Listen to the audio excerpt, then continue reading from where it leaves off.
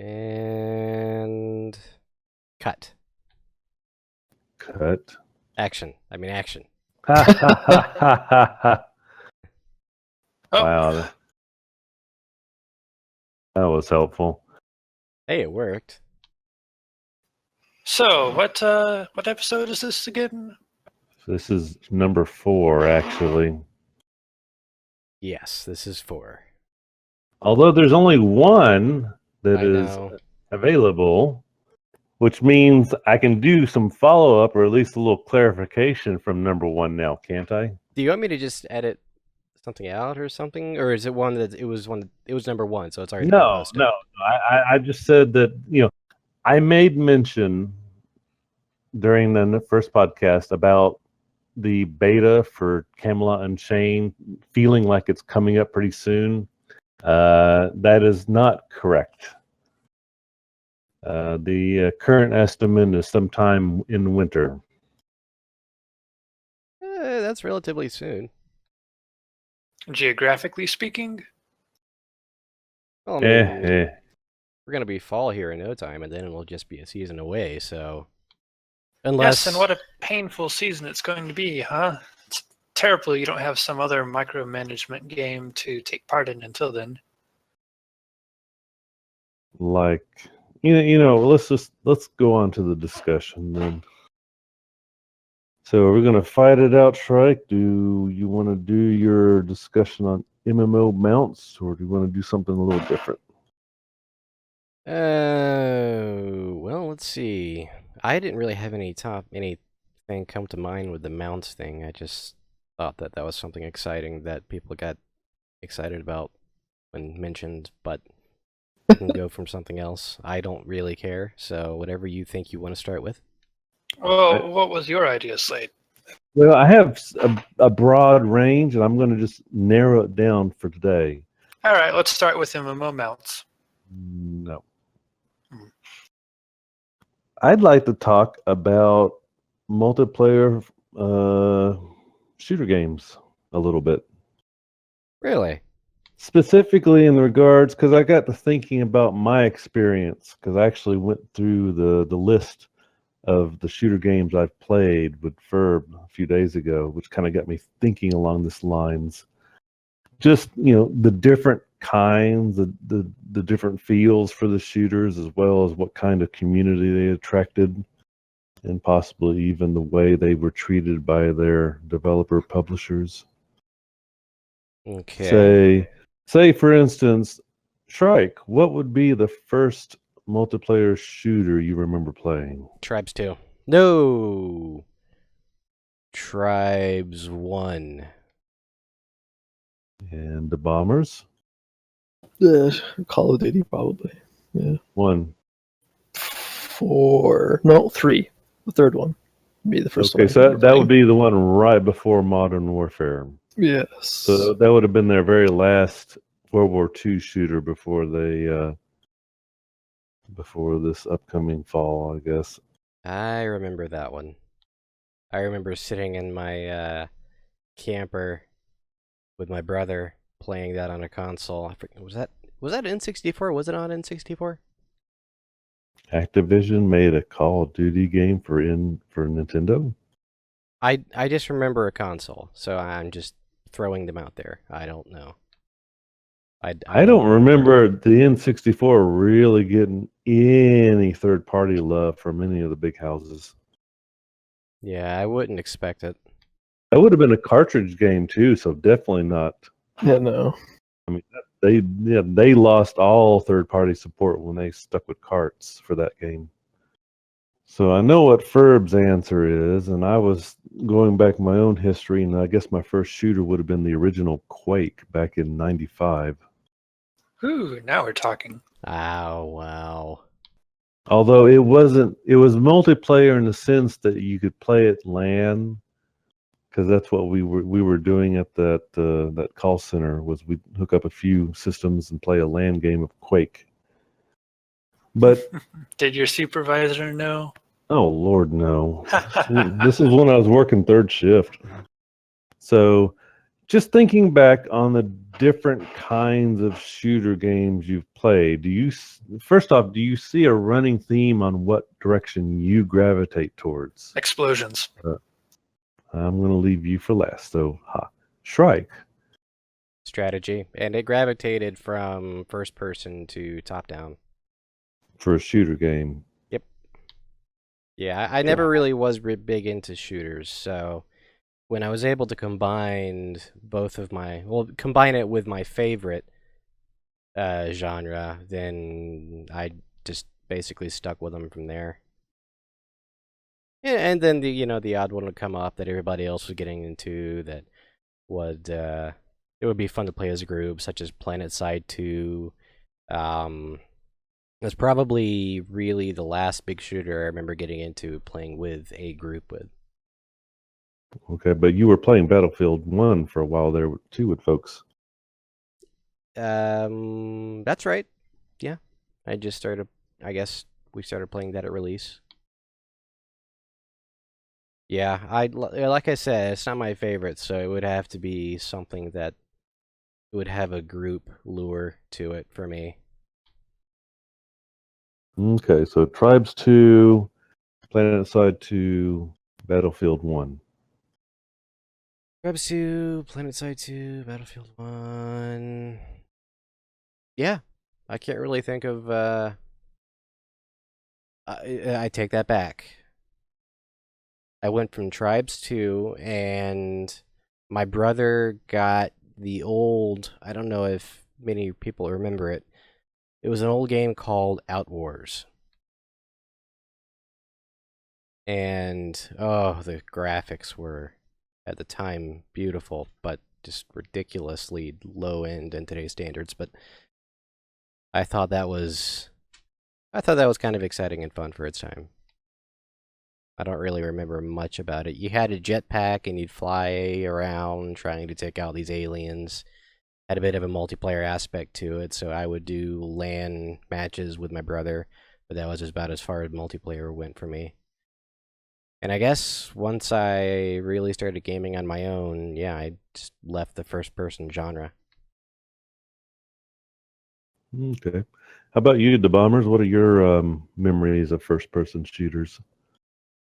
Oh, remember going over to my cousin's place and he was playing Battlefield 1941 and changed my life forever. I didn't have a gaming system way back then. And yeah, that started my whole career, I guess, in first-person shooters. I went from 1941 to Battlefield 2, just playing mostly single player against bots and stuff. Didn't have much for friends to play online with at the time. And that's it. And you never sat there and just jumped into a one of the public matches? No, I mostly played offline. Didn't really have great internet back then. Yeah. And eventually, I had fast internet like 10 years ago than you do now, which is the bad part. Dude, I had faster internet 10 years ago than I do now. Anyways, and then remember buying Call of Duty 4 and playing the crap out of that with friends on both Xbox and PC. And then bought Modern Warfare 2, played the crap out of that until Bad Company 2 was released for PC. And my Call of Duty career pretty much stopped at that point, as I found out there's a superior first-person shooter on the market now. It's just Bad Company 2 is just the fact that you can level the whole map during a match is just unlike anything else I've ever played in my life. Okay. And since then I've owned every Battlefield game except for Hardline, because Cops and Robbers isn't really a Battlefield game. All right, so you played fast pace and then you moved more towards the strategic first person. I would put Battlefield as a semi-strategy. Well, okay, it's a bit more focused on group objectives. Yeah, than larger maps, more dynamic maps. vehicles and other aspects that are to play with too. And yeah, played a bunch of PlanetSide 2 with. That's how I met you guys. Was PlanetSide 2. And the last couple of years, I've completely toned down first-person shooters as I've moved more towards the MMO scene. Okay. And how much can you add to the conversation, Mr. Ferb? Oh man. Well, if you're looking for what specific types of game I like, there's a couple of different threads I could follow there. I remember playing through the first 3 Halo games. Had an Xbox and later a 360 that I would utilize with some of my high school friends. Oh, I I think forgot about Halo. I also played through all of the Halos except for 5. I too forgot about Halo. Well, because you really think about it, because only the first 2 were ever for PC. All the rest were console games. Yeah, but pretty much anyone that did have a Microsoft console did have Halo as part of their, gaming experience. It's just that well constructed of a game. So I had that, but I'd usually spend a couple weeks, get through the campaign, and then just set it down until friends, came in and said, "Hey, let's do some Halo." And that's really all the time I spent on it after doing the campaigns.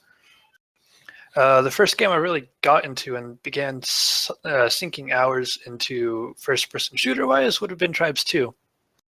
And I played for a little bit on the, oh crap, it was the beta, where they only had it was the trial, the demo, where they only had 2 maps, but people would take all the pieces of those maps and redo them into different maps.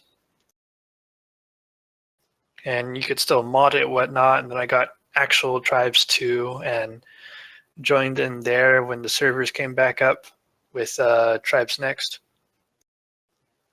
What I liked most about that game was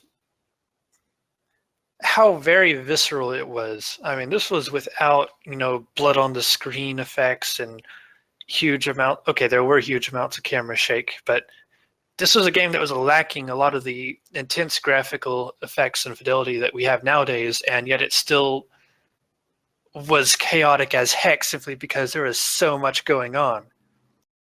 And it had the combined arms, it had the base building, you could play it fast, you could play it slow, you could, tell bots what to do. And it was simply, it held my attention for so long because the way I played it changed as I discovered different parts of it. And that was only multiplied by the amount of mods that were available on that. I mean, I'll still hop on Meltdown 2 server when it's up. So yeah, there's sucked. that. Bot AI really, really sucked. Oh, they had people that made a different bot AI that made them a little bit fearsome, but still very clumsy. It's just the type of fearsome where you'll randomly be hit by a mortar in midair by a bot that is attempting to run through a wall. Yeah, I remember giving bots commands and then just seeing them just keep headbutting themselves into a wall trying to get somewhere. I thought that was kind of comical. Mm-hmm. Yes, sir. Indeed. On the way, sir. Ka-dunk, ka-dunk, ka-dunk. I'll get there eventually. Ka-dunk, ka-dunk, ka-dunk. I promise. Ka-dunk. I spent a little bit of time in. Actually, I spent an okay amount of time in more arena-style shooters or RPG-style shooters. I think the biggest mention would be Global Agenda. Slade, you remember that one? Yes, I do. Yeah, and that was a very RPG-ish, almost more RPG than shooter. But it had, the different roles and whatnot, kind of a evolution on the Team Fortress 2 style of game that I got into, and if it wasn't so much about how much gear you could collect and how good of a team you could collect around you, then I probably wouldn't have spent that much time in it. I think it's just that I fell into a really good group and enjoyed hanging out and doing the group queues with them, more so than any specific gameplay effects. The same thing really happened when I tried to get into Overwatch. I played it for a couple days. I enjoyed it. I played, Lucio, Pharah, Winston, a couple of others, Roadhog. But I just kind of lost interest after a while. So yeah, I think that the biggest connecting streaks for my enjoyment of games is stuff like scale, like combined arms, lots of explosions, visceral effects, general spectacle. Oh yeah, I cannot forget the wonderful third-person shooter Earth Defense Force 4.1. It is, if you haven't seen it, you just need to see some videos of it. It'll tell you everything. Yeah, but that's not really a multiplayer shooter game per se. I thought it was pure bots or you against the environment. Yeah, it's PvE mostly. Yeah, that's You what play kind it for the PvE, but that was it's fun going from lone infantryman with a rocket launcher to 50-story mech punching kaijus. And that's a bit of the viscerality and scale that I enjoy. Okay. Reminds me a lot. Well, just speaking of graphics and visual effects and everything, it just reminds me of PlanetSide 2.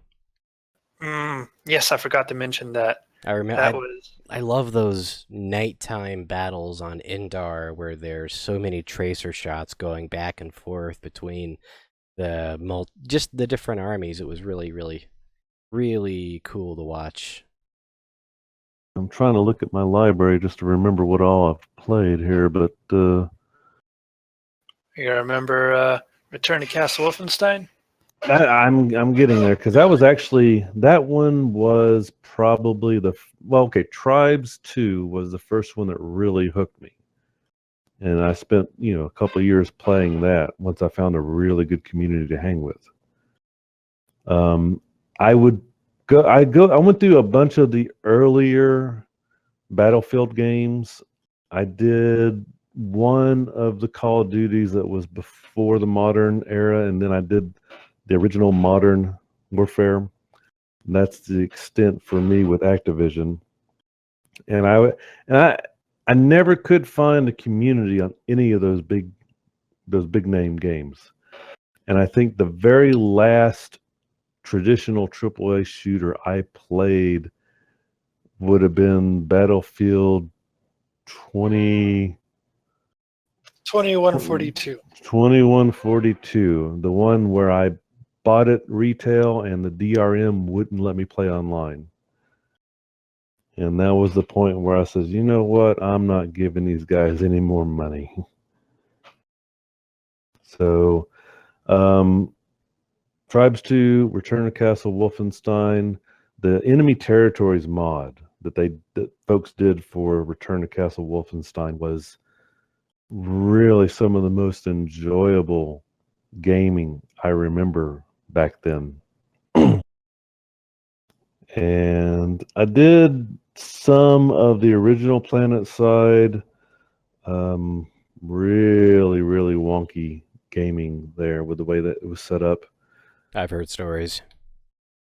Yeah, I didn't play when they added, I stopped playing before they added the expansion because I remember going back and looking at some of the comments from the people that I knew who were playing it, and just that expansion broke the community at that point. Because it basically says, if you didn't have the expansion, you weren't going to be doing much of any good in the battlefield. Huh. Seems like And they shot themselves in the foot there. yeah, that's one of the reasons why I was loath to get into Planet Side 2. Ferb had to sit there and kind of twist my arm a bit with you guys to get me to jump in there. I was And I actually really will. surprised that you did, to be completely honest. There's aspects of it I enjoyed. I it took them a while to shoot themselves in the foot on that game. There's certain aspects of it I still even today would keep me from playing any more of. Just that, certain mechanics like, you guys know what I call the game. I call it Death by SMG. Mm-hmm. Get good. Get good.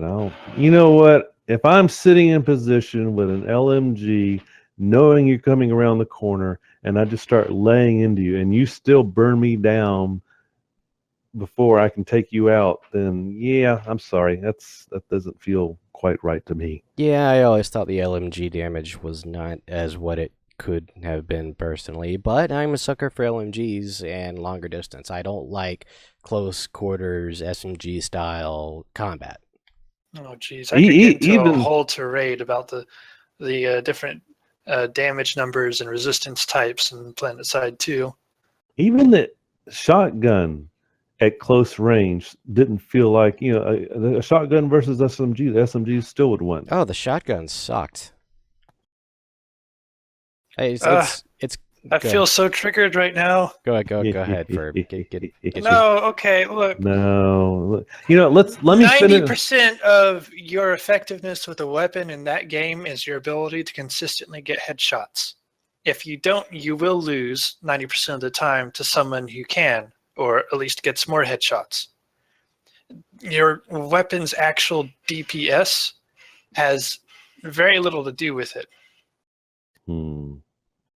What matters is the shots to kill and the timing on those shots and how many are needed to be headshots or not needed to be headshots in order to kill someone. And it's I very easy never for got my aim to the point to be able to consistently get headshots, which is why I was one of those people that would utilize grenade launchers, mines, running around as a medic or an NG with a freaking turret that would mow people down. I generally did other close combat stuff in close combat scenarios other than direct gunplay, because I knew that it wasn't really one of my strengths and wasn't bothered to spend 20 hours a day in the VR room trying to correct that. Although it was good that they added that. I did like that VR room. Had a really nice way of being able to crunch numbers and different stats. I had a really fun time testing out different sniper rifle distances and damage drop-offs in there. I got good with sniper rifles. The game did have a very healthy mathy aspect, and I enjoyed the mathiness. It did. Yeah, you're right. It had a really good mathiness to it. And I don't know if that's a word, but we're going to use it, and you are going to coin it. Mathiness. We're using that from now on, guys. A mathy first-person shooter. Well, technically, you can math almost any first-person shooter if you really want to go into it, like Battlefield series as well. God, thanks for ruining our Thunder Bombers. I will say this, of all the what I call AAA shooters, I did have at least what I consider a decent experience with one of them, and it was actually EA's Battlefield Vietnam. I actually had fun and really enjoyed playing that one particular game simply because there was some variance with how each side played the game, and it made it interesting. And it also is the only game I can think of where there was a plane that I could fly and not hug the ground in it. Like, I cannot fly to save my life, but I think it was the MiG-29. for some reason, I could get in that thing and I could stay in the air the entire game and just terrorize people with that thing. You're a Soviet at heart, Slade. I Oh guess dear so. Lord. But it was just uncanny how that was the only plane of any shooter game I've ever played in that I could sit there and keep in the air and actually do some good in it. Like I could even dogfight in that thing. Slade doesn't know much, but what he does good. It's, yes. That's I find out what works and I stick with it. But I guess as far as tendencies go, I've actually had a bit more variance, and I'm trying to figure out if it's a matter of how I've aged that has impacted it. Because I remember really enjoying Tribes 2, the very fast-paced action. I enjoyed the enemy territories mod because it wasn't quite as fast-paced, but it still had some good fluid motion to it. Couldn't really wrap my head around the slower AAA games. I enjoyed playing outside too, but that was mainly because of either playing with you guys or having some fun in that Skyguard. Ruining Plains Day. I remember both of us teaming up with Skyguards. That was fun. And what was even better is when I had you in a Skyguard when I was in my Prowler, because I knew that you had my back and nothing was going to be able to get up on me. Like say a Reaver was not going to reave my butt. I was going to be okay because I had Slade there in a Skyguard. And I always had radar, so I was always watching for infantry. Oh yeah, you hate C4 fairies. C4 fairies died, and I guess it gave me a little bit of pleasure to know that some guy sat there and ran for minutes thinking he was going to get us in a position to C4 me. And I would just slowly glide out, a little bit, watch the little dot get closer, glide a little bit more, pretending like I'm ignoring him. Just see how far across the map I could drag him to and trying to C4 me. That's awesome. Man, I'd hate to get your ire. You can get dark sometimes. Wow. And then eventually I would just, when I ran out of planes to shoot, I'd just turn around and just start slowly backing from him while putting, the AA shots into him. It took a while to kill him. I think the funniest one I did was it was outside of base, and I was just running circles around the base, and some infantry guy was outside the wall. So I stopped in front of him, and I'm just staring at him.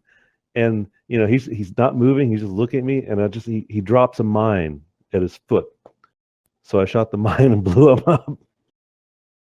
That reminds me of a very similar situation. I was in my Prowler, which was the heavy tank. And, the heavy assault infantry has the rocket launchers. So you can deal with things like heavy tanks and light tanks, anything mechanized.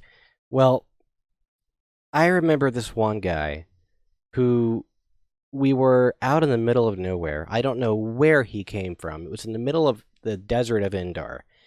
And I'm in my Prowler, my tank, and he starts shooting at me. He misses his shots. And then he just... I messed with the guy for upwards of maybe 5 minutes. And then finally, he sends me a message saying, "Please, God, kill me already." He didn't want to deal with the respawn. I guess not. I rarely would get messages. I remember getting one nasty gram because I was in a base, I guess rearming or whatnot, and I noticed that this harasser pulled up to the shield gate, and I saw like the guy get off the back of it and just start dropping a bunch of tank mines in front of the shield wall. And I'm sitting there watching him, and then he gets in his thing, starts pulling away. So I just rolled up and started shooting the mines from the other side of the shield wall, and blew them all up. And the guy sent me a nasty gram about, how much points I wasted trying to get acquire those mines. So I guess my next question is for all of us is now, what do you remember about the communities and how is there any trends between the style of game and the kind of community you ran into? Well, with PlanetSide 2, like I said in a previous podcast, to me that was my first instance of finding something toxic. And really that was only whenever I did see something negative. I mean, it was with that game it was really polar opposites. Either the chat was going to be really upbeat and funny, or it was going to be people just absolutely raging and crying and being idiots. But that's really the only extent of toxicity, I guess, that I ever saw in that game. Other than that, really, I think our Minecraft server, Ferb mentioned a long time ago, that things got a bit dramatic between people, and that's when I kind of left because I didn't leave the community, but I left, stopped playing a bit because things just heated up to a point that was just turning into stupidity. But I guess that's really it. Although, when you think about first-person shooters in a community, I guess it really is just a polar opposite sometimes, or I guess in my case, most of the time, of it's either going to be pretty toxic or pretty upbeat, because it was that way with Battlefield 1, of course. Depends on if you're winning or losing. Exactly. Actually, I guess now that I think about it, PlanetSide 2, it was just one big mass of people. It's not like you were going, because I remember, like in Tribes 2, everyone was running their own server. It's not like some massive community. So that's why I found a permanently hosted server of a community that I enjoyed, hanging out with. It was Gonna the do some Houston, advertising for them? well, I mean, servers are gone now, but it was the Who Houston cares? Vehicles. Yeah, it was the Houston Vehicles community on Tribes 2 that I really enjoyed. And I'm trying to remember on enemy territories, there was another community. Add Smurf in the name. No, I don't think that was the one. I'll recognize if I see it, but there was a community that I was doing stuff with on that one as well. They had some really good modded maps of their own that they had in their queue.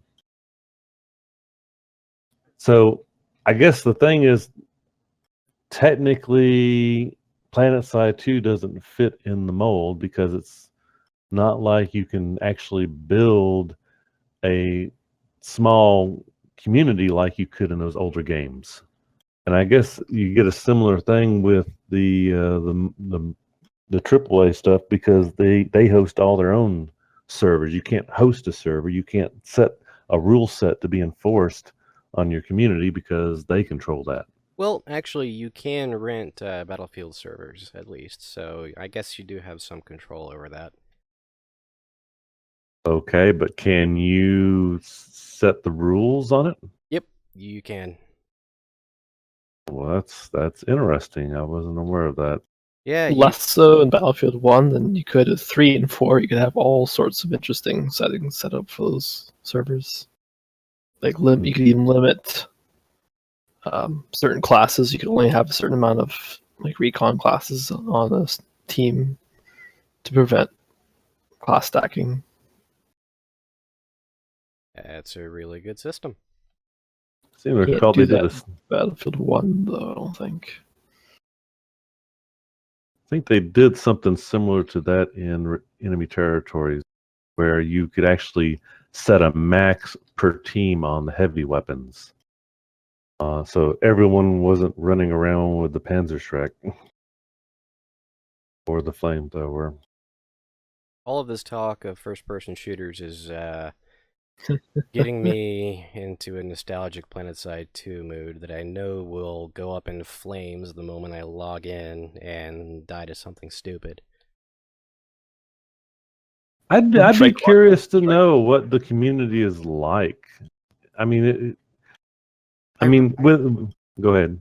Well, I really, I hope that if the community numbers themselves went down, that they would, at this point, have done more to keep making sure that there's clumps and clumps of people on the maps, because that's what PlanetSide 2 is about.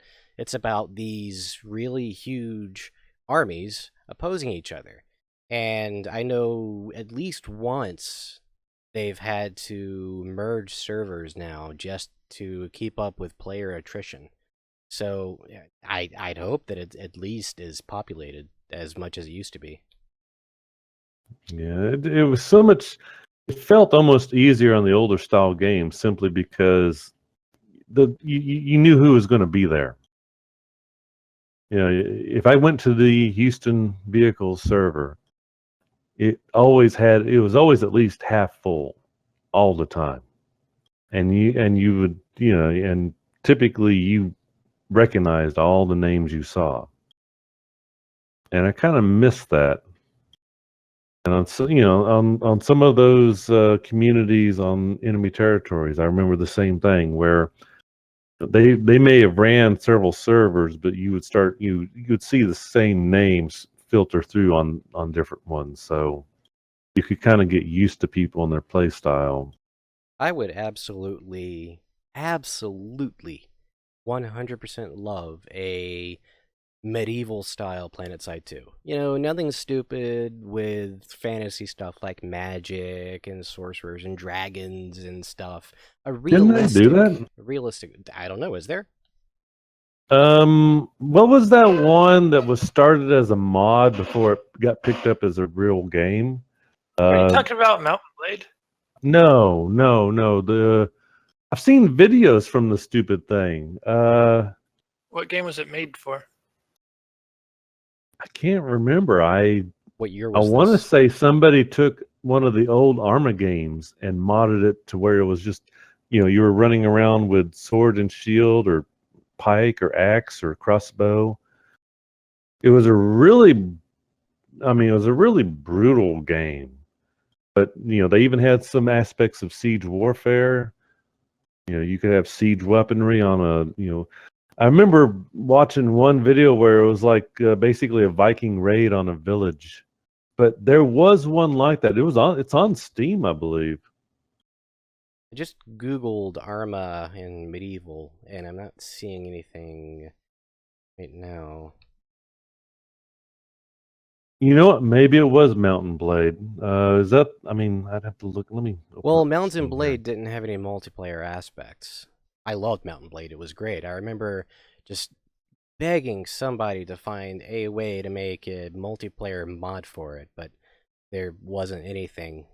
Then it wasn't Mountain Blade. Then, because this one, I remember watching videos of people. I mean, you had bots in the game, but I remember, you know, you would have teams of people playing in that thing, and it wasn't like an RPG. I don't know. Not seeing anything. I mean, I'd love it. It'd be great, but yeah. I mean, All right. crap. Yeah, it's like at the tip of my tongue what you're talking about. So you've seen some of the videos. I take it. Yeah. Yeah, I'm Googling it, and it's coming out Mountain Blade. Chivalry. Ah, Chivalry? Yeah, chivalry. Okay, that's different. That is different. That's very different. It's chivalry. Chivalry is session based. It's not a huge open persistent world, as far as I remember. No. It's not. It's huge. It'd be like the old style games where you got your map and your spawn points and whatnot. But so you're wanting something PlanetSide 2 scale and medieval. Exactly. Yeah, PlanetSide 2 Well- scale with swords, bows, everything. I mean, siege weaponry. It just Mountain Blade does have multiplayer, and it does have multiplayer to the scale of one person commanding an entire company. yeah, I forgot about that. It does have the session, one battle session based stuff. I think I guess when I was looking for a multiplayer mod, I was hoping for a campaign like multiplayer stuff. But yeah, I forgot about the session based battles, which was cool. Honestly, I wouldn't. Do you have Mountain Blade, Verb? No, I do not. Fail. I actually remember one guy coming up with a really cool American Civil War mod for Mountain Blade. It had a full campaign map and everything. It ranged from Mexico all the way up to Canada. Wow. And you'd have the South and the North declaring war on each other. You know, it wasn't formally done, so they were persistently constant, separate nations. And sometimes they would declare war, and the next day there'd be a peace. It would be funny. Seems like I remember somebody was developing a Civil War era first-person shooter, and I think the general comment I saw from the reviews was it was so realistic that the combat was slow as molasses. Like, okay, you fired your musket, and now you've got to wait while you do the reload. Drop the ball in, drop the powder, tap it, drop the ball in, tap it, put in your little plug thing, and then you could shoot again. I remember seeing a few mods for that with the different games. Like, I think, did Arma have a Civil War mod? Pretty sure Arma's had enough mods to cover pretty much anything. Yeah, probably. But yeah, I remember seeing videos of it just being so slow. Yeah, Arma in general is 15 minutes of waiting or running, and then 30 seconds of fighting. And usually dying to something you can't see. Very realistic, yes. Yep. Anyways, I think we've kind of skipped off the topic a little bit. And that's a podcast for you. Yeah. So I'm guessing what you're saying is that you'd like to see something like PlanetSide 2 again, but this time not be managed by, say, a company that really has no interest in holding on to their community. I guess so. Yes. Because it really seems though, like PlanetSide 2, when Daybreak took it over, that there's barely anything new. I mean, it's like they just left it with what Sony gave them, changed a few things in there, here and there, and updated a couple of things, but nothing big and substantial.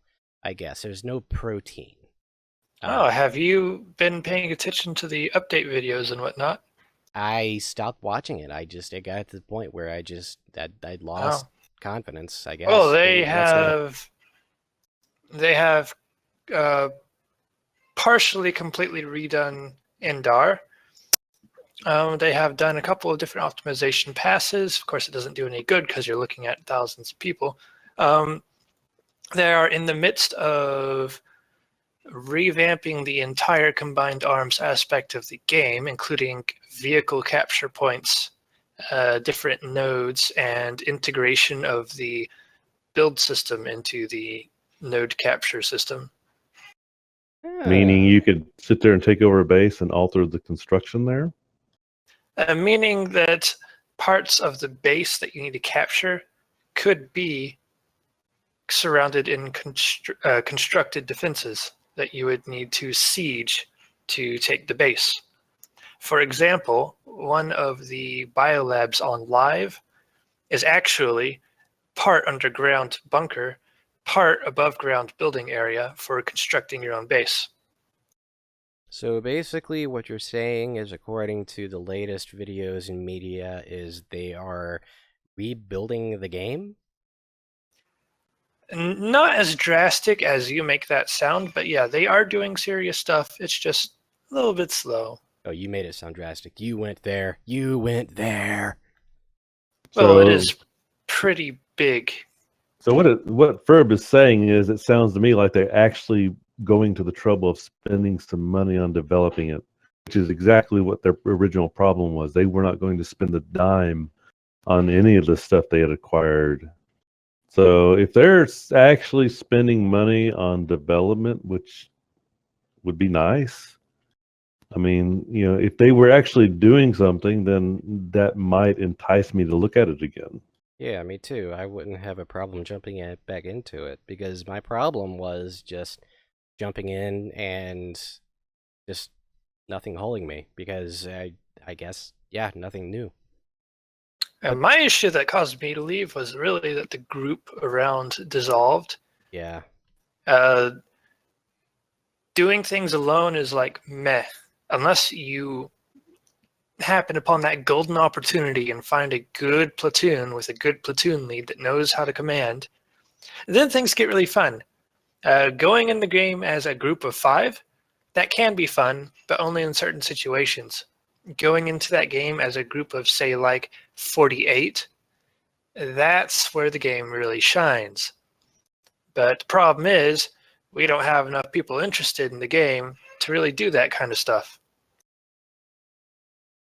We can't form massive tank lines. We can't, have a whole platoon strategically relocate around the side. So basically, if we were to get into it again, We'd need to get I everyone would, into it. well, either that or we'd not do our own outfit like we did last time. We just do what we can to find a decently sized outfit that's managed properly. All right, so like a mass migration similar to what we did with Minecraft. Yeah, I guess so. That's the thing about the community you guys had. It was not easy, not necessarily easy to motivate people. Yes, you are 100% right. Oh, but when people set their minds to things, they could make beautiful, beautiful art. Yes, I remember y'all's Minecraft server. I popped in, I saw all those giant billboard things. Yes. Such and such guild sucks. or Yeah, whatever exactly. it was. You'd also see the occasional fart. Darn it. Beautiful art cannot be there without the existence of a beautiful fart. That doesn't make sense. Please don't do that. Yeah, you should edit that out. Nah. Anyway. Okay, well, I've got food waiting on me. I am starving, so... Oh, I do. Yes, food is waiting on me. I'm not waiting on the food, so... It's literally on me, sitting... The food is sitting on me. Okay, anyway. Great conversation, guys. We, shall, I guess, see you next time. Bye. QA. All right, see you.